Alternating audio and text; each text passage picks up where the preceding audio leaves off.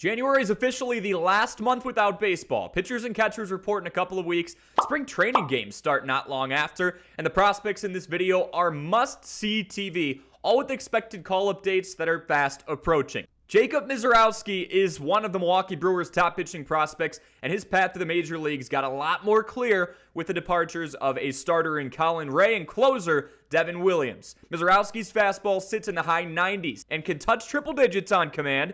He pairs his fastball with a devastating slider, which has sharp, late-breaking action and serves as an excellent outpitch. Standing at 6'7", Misiorowski has a tall, imposing presence on the mound. His height and long wingspan create a challenging angle for hitters to adjust to.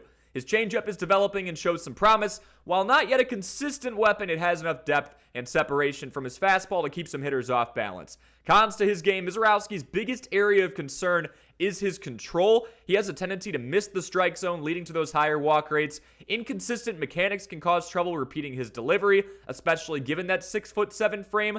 And while his frame is ideal for a starter, there are concerns about his long-term durability due to occasional injuries and the strain from constantly throwing at that high velocity. If Misiorowski cannot refine his command or maintain some stamina with that big frame, some evaluators do see him transitioning into a high-leverage bullpen role, which still isn't a bad thing.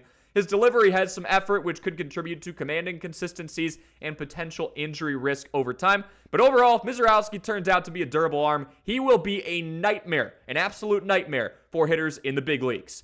Up next, Bubba Chandler, somebody who entered the Pirates farm system as a two-way talent, but is mostly being utilized as a pitcher since getting his name called. Chandler's fastball sits in the mid-90s and can reach the upper 90s with movement that makes it difficult for those hitters to square up. Chandler's slider is his best off-speed pitch by far. With tight spin and sharp break in the back end, he is plenty capable of missing bats with that pitch. His curveball has some solid depth and shows promise as another swing and miss pitch. That's three relatively reliable pitches in Chandler's arsenal, something you can't say about a lot of prospects, regardless of how highly touted they are. As a former multi-sport star, he was a quarterback prospect for Clemson football not too long ago.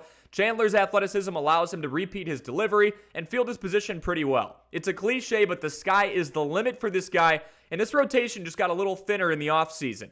He occasionally overthrows with his mechanics, leading to missed locations and unnecessary base runners. While he is athletic, Chandler's delivery can be inconsistent at times, and he also struggles to repeat that motion, leading to mechanic inefficiencies as well. Chandler's pitching development is still relatively young, as he's only committed fully to baseball after high school, so just a handful of years. This leaves him behind some of his peers in terms of polish, but the upside's there. Alongside Paul Skeens, Mitch Keller, and Jared Jones, it is a scary thought thinking Bubba Chandler could be entering this Pittsburgh rotation before long. Moises Ballesteros is an emerging catching prospect in the Chicago Cubs farm system, one of the best in the league right now, and he's known for his offensive skill set and steady defensive development as well. Right away, Ballesteros exhibits an excellent eye for the strike zone, maturity well beyond his years. He has low chase rates and an ability to work into those deep counts. While not elite, Ballesteros has legitimate raw power. Particularly to his pull side, he generates solid exit velocities and shows the ability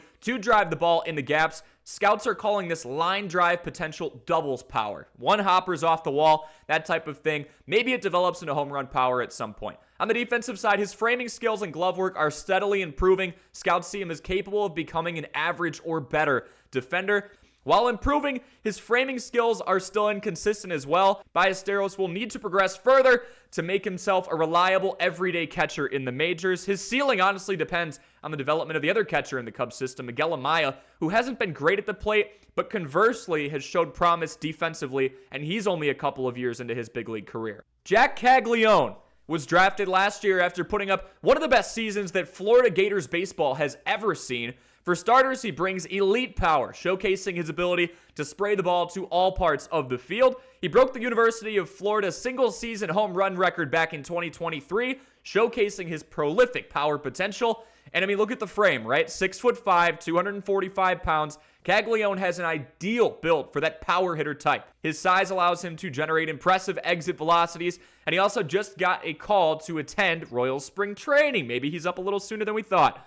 Caglione's approach at the plate can be overly aggressive at times if we want to nitpick him a little bit. That leads to a higher strikeout rate. Improving his ability to lay off those breaking balls and pitches out of the zone will be key in Caglione's development as a big league ball player when it gets to that point. But the stature, the power, and results we've seen so far imply that Jac Caglionone could easily be a 30-plus home run power hitter in a major league season.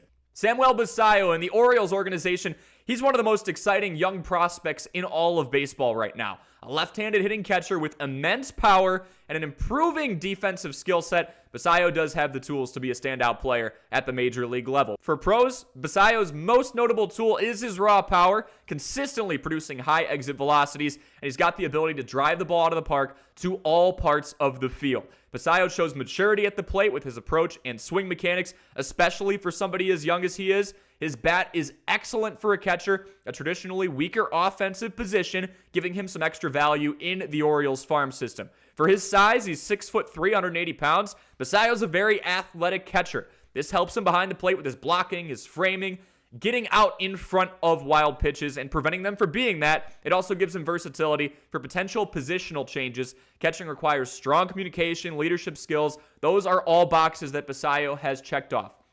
The main con here is obviously a positional fit. Adley Rutschman is not going anywhere anytime soon.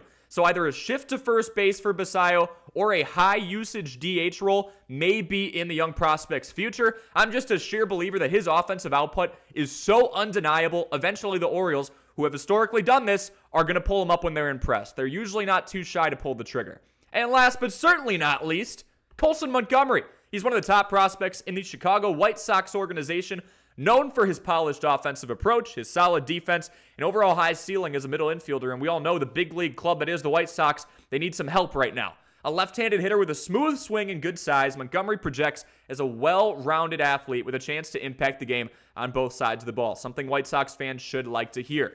Montgomery has an excellent approach at the plate. He shows patience, a keen eye, a great sense of maturity for somebody his age as well. While Montgomery isn't yet a prolific power hitter, you got to take a look at his frame, right? He's 6'4", 205 pounds. That suggests he could grow into an above-average power hitter as he matures. He's already started showing flashes of this in the minors, just needs to fill out a little bit. Montgomery is primarily a shortstop, but does have some versatility to his game. He's got the ability to play multiple infield positions, including third base. His athleticism and instincts allow him to handle these positions effectively. For my con, speed is really not his strong suit. At 6'4", he's also kind of tall for a shortstop, which could affect his range and mobility as he continues to fill out physically. But again, if he turns into one of more of those power hitters, then maybe we shift him over to third base, and all of a sudden, that's more of your Manny Machado type. Coming out of high school and missing some time due to injuries, Montgomery still has a relatively small sample size of performance at higher levels in the minors. Sustaining the production we've seen already against top-tier competition is going to be critical in terms of accelerating his process and getting him called up soon. Colson Montgomery is a safe play for the Sox, though. Bottom line, maybe he won't jump off the page in the majors, but that big league ball club is looking for any type of production at this point. I could see Colson getting his name called pretty soon. Those are 6 prospects who I expect to make an immediate impact in 2025. Make sure you like and subscribe if you are into minor league baseball. Comment any video suggestions you have, and we will see you in the next one, folks.